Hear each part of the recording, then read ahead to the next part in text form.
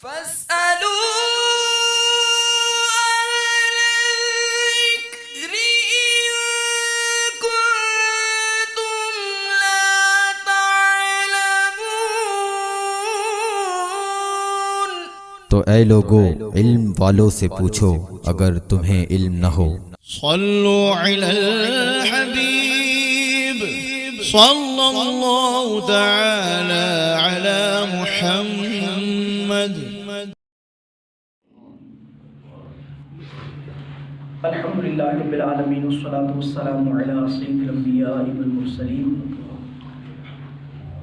اما بعد فاعوذ باللہ من الشیطان الرجیم، بسم اللہ الرحمن الرحیم، الصلاة والسلام علیکہ یا رسول اللہ وعلی آلہ واصحابہ یا حبیب اللہ۔ نبوت کے متعلق، انبیاء کے متعلق ہمارے عقائد چل رہے تھے۔ عقیدہ نمبر 17 ہے، انبیاء علیہم السلام شرک و کفر اور ہر ایسے امر سے جو خلق کے لیے باعث نفرت ہو، جیسے کذب یعنی جھوٹ بولنا، خیانت، جہل وغیرہ صفات ذمیمہ سے، نیز ایسے افعال سے جو وجاہت اور مروت کے خلاف ہوں، تہذیب کے شائستگی کے خلاف ہوں، قبل نبوت یعنی اعلان نبوت سے پہلے بھی اور اعلان نبوت کے بعد بھی بالاجماع معصوم ہیں۔ یعنی یہ تمام کی تمام چیزیں انبیاء میں نبوت سے، اعلان نبوت سے پہلے بھی اور اس کے بعد بھی نہیں ہوتی، اور کبائر سے بھی مطلقاً معصوم ہیں۔ اور حق یہ ہے، کبائر سے مطلب کبیرہ گناہ، اور حق یہ ہے کہ تعمد صغائر سے بھی قبل نبوت اور بعد نبوت بھی محفوظ ہیں، یعنی کوئی صغیرہ گناہ بھی تعمداً ان سے نہیں ہو سکتا۔ اللہ تعالیٰ نے انبیاء علیہم السلام پر بندوں کے لیے جتنے احکام نازل فرمائے انہوں نے وہ سب پہنچا دیے۔ جو یہ کہے کہ کسی حکم کو کسی نبی نے چھپا رکھا تقیہ یعنی خوف کی وجہ سے یا کسی اور وجہ سے نہ پہنچایا تو وہ کافر ہے۔ جیسے آج کل بعض لوگوں کا یہ عقیدہ بھی ہے کہ وہ یہ سمجھتے ہیں کہ حضور جان عالم علیہ السلام نے وہ فلاں حکم فلاں کی ڈر کی وجہ سے نہیں پہنچایا۔ عقل کو ہاتھ مارو یار، ایسا کیسے ہو سکتا ہے کہ نبی تو آیا ہی ہمیں تبلیغ کرنے کے لیے اور وہ کسی کے ڈر کی وجہ سے تبلیغ نہ کرے، اور جو اللہ کی طرف سے اس کو حکم پہنچائے گئے وہ کچھ ڈر کی وجہ سے واپس لے جائیں۔ ایسا پاسبل ہی نہیں ہے، ورنہ تو نبوت میں ہی فرق آ جائے گا۔ احکام تبلیغیہ میں سے انبیاء سے صحاب و نسوان محال ہے، یعنی جو چیزیں انبیاء کرام علیہ السلام نے پہنچانی تھیں ان سے بھول ہو جائے یا وہ غلطی سے کسی حکم کے بجائے دوسرا حکم دے دیں، ایسا محال ہے۔ یہ اگلی بات ہم سب کے لیے بڑی اہمیت کی حامل ہے۔ فرماتے ہیں ان کے جسم کا برس و جزام وغیرہ سے ایسے امراض جن سے تنفر ہوتا ہو پاک ہونا ضروری ہے۔ عموماً ہمارے خطبہ حضرات ایک مثال دیتے ہیں حضرت ایوب علیہ نبینا علیہ السلام کی، اللہ کے پیارے نبی ہیں۔ کہتے ہیں جی ان کے جسم کو بیماری لگ گئی، بیماری ضرور آئی ان پر، ایک لمبے عرصے کے لیے آئی، لیکن جب آگے بڑھتے ہیں تو پھر جوش خطابت میں بکواس کر جاتے ہیں نبی کی شان میں۔ کیا کہتے ہیں جو ان کے جسم میں کیڑے پڑ گئے تھے، معاذ اللہ۔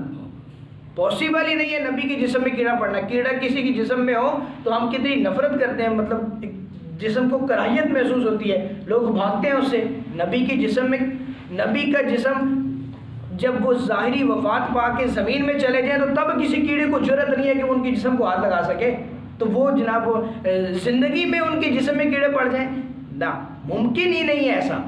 اور پھر وہ آگے بڑھتے ہیں اور کہتے ہیں جب کوئی کیڑا زمین پر گرتا تھا تو اٹھا کے پھر اپنے جسم پہ رکھ لیتے تھے۔ ایسا ممکن ہی نہیں ہے، جسم میں کیڑے نہیں پڑ سکتے۔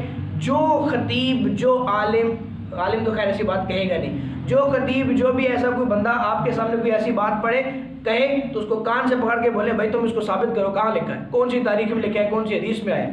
تو ایسا بالکل ممکن نہیں ہے کہ نبی کی، کسی بھی نبی کے جسم کو کوئی بھی ایسی بیماری لاحق ہو جائے جو عوام کے لیے تنفر کا باعث ہو، یہ انبیاء کے لیے محال ہے۔ اگلی بات ہے، آج کا یہ آخری عقیدہ ہے، اللہ عز و جل نے انبیاء کرام علیہ السلام کو اپنے غیوب پر اطلاع، جتنے بھی غیب کی باتیں تھیں ان کی اطلاع ہے، اور یہاں پر کم از کم بھی کوئی 17-18 آیات جو ہیں وہ لکھی ہیں اس کی ثبوت پر، دلائل پر. تو وہ چونکہ وہ سب پڑھنے کی ابھی وقت نہیں ہے، بہت ساری آیات یہاں پر جو ہے وہ لکھی ہوئی ہیں. ہم صرف جو عقیدہ ہے جو صاحب بہار شریعت نے اردو میں لکھا ہے، ہم صرف اس کو پڑھیں گے اور دلائل کی طرف ہم نہیں جائیں گے.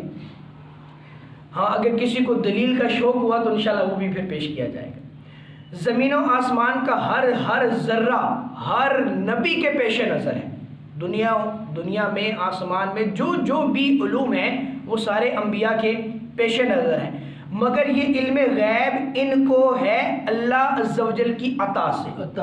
اللہ کا علم ذاتی ہے، اس کو کوئی دینے والا نہیں ہے، لیکن انبیاء کو علم دینے والی ذات اللہ کی ہے. تو یوں انبیاء کے علم کو اللہ کے علم سے کیا نسبت؟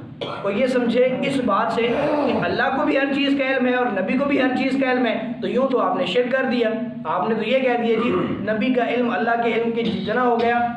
نہ، اللہ کے علم جو ہے وہ اس کا اپنا ذاتی ہے، انبیاء کا جو علم ہے وہ اللہ کی طرف سے عطا کردہ ہے.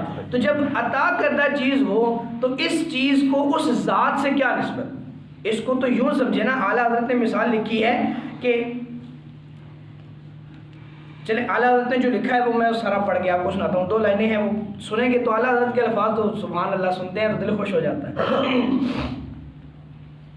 اعلیٰ حضرت نے لکھا ہے کہ اللہ عز و جل نے روز ازل سے روز آخر تک جو کچھ ہے اور جو کچھ ہونے والا ہے، جو کچھ بھی ہو چکا ہے، اس سب کا علم جو ہے اس کا ایک ذرے کا تفصیلی علم، ایک ذرے کا تفصیلی علم اپنے حبیب اکرم صلی اللہ علیہ وسلم کو عطا فرمایا.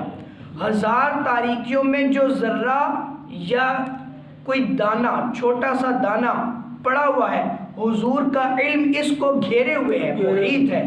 اور فقط علم ہی نہیں بلکہ تمام دنیا بھر اور جو کچھ اس میں قیامت تک ہونے والا ہے سب کو ایسے دیکھ رہے ہیں جیسے اپنی اس ہتھیلی کو، اور آسمانوں اور زمینوں میں کوئی ذرہ ان کی نگاہ سے مخفی نہیں، بلکہ یہ جو کچھ مذکور ہے ان کے علم کے سمندروں میں سے ایک چھوٹی سی نہر ہے. حضور کے علم کے ذروں میں سے ایک چھوٹی سی نہر ہے. یہ جتنا علم اعلیٰ حضرت نے پیچھے بیان فرمایا. اپنی تمام امت کو اس سے زیادہ پہچانتے ہیں جیسے آدمی اپنے پاس بیچنے والوں کو، اور فقط پہچانتے ہی نہیں بلکہ ان کے ایک ایک عمل، ایک ایک حرکت کو دیکھ رہے ہیں. دلوں میں جو خطرہ گزرتا ہے اس سے آگاہ ہے. پھر ان کے علم کی وہ تمام سمندر اور جمیع علوم و اولین و آخرین مل کر علم الہی سے وہ نسبت نہیں رکھتے جو ایک ذرے سے قطرے کو کروڑوں سمندروں سے ہے. یعنی یہ حضور کا جو علم اعلیٰ حضرت نے بیان فرمایا کہ حضور کا یہ جو اتنا علم ہے، یہ اگر سارے کا سارا مل جائے تو کروڑوں سمندر ہوں اور ان کا جو پانی ہو اس میں سے ایک قطرہ وہ حضور کا علم ہے، اور وہ جو بقیہ سمندر ہیں وہ اللہ کا علم ہے. یعنی اللہ کے علم سے حضور کے علم کو یوں جدا کیا کہ حضور کا علم ساری دنیا کو گھیرے ہوئے، ہر چیز کو گھیرے ہوئے ہے، سب کچھ پتہ ہے حضور کو، لیکن حضور کا علم جو ہے وہ ایک قطرہ ہے اور اللہ کا علم کروڑوں سمندر. یہ خالی مثال دی گئی ہے، ویسے تو اس سے جدا ہے. پھر صاحب بہار شریعت نے اس پر یہ لکھا ہے کہ اگر ہم یہ سمجھیں کہ اللہ تبارک و تعالیٰ اور حضور جان عالم علیہ السلام یا انبیاء کرام علیہ السلام کو ایک جیسا علم ہے، تو یہ تو جہل لازم آئے گا کہ اللہ تبارک و تعالیٰ کا علم جو ہے وہ لامتناہی ہے. ہم اصل میں غلطی جو ہے وہ یہاں پر کر جاتے ہیں کہ ہم یہ سمجھتے ہیں کہ جب ہم کسی چیز کو گھیر کر علم بیان کرتے ہیں کہ یہ گھیرا ہوا علم ہے اور اس چیز کا علم اللہ کو ہے، تو اس سے جہل لازم آتا ہے کہ اللہ تبارک و تعالیٰ کا علم جو ہے اس کو محدود کر دیا جاتا ہے.